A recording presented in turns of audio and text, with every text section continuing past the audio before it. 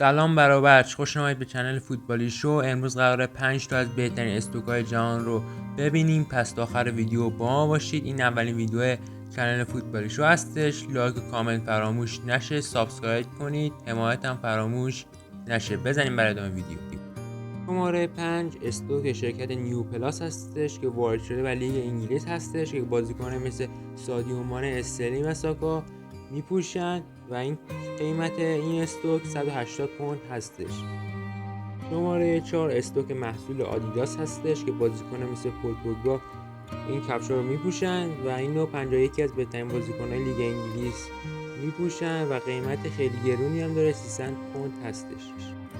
شماره 3 برند نایکی هستش که بازیکن مثل فیل فودن، گریلیش و دیبروینه استفاده میکنن و بقیه بازیکن‌ها که درد بیشتر بازی سازا میخوره و قیمت این استوک 185 پوند هستش.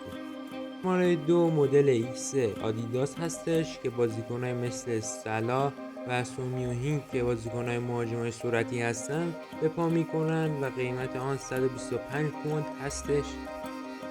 و شماره 1 استوک برند نایکی هستش که بازیکن مثل رونالدو، امباپه و هالند، مارکوس راشفورد و برونو فرناندز و باقی بازیکن‌ها به پا میکنن و قیمت آن 220 پوند هستش.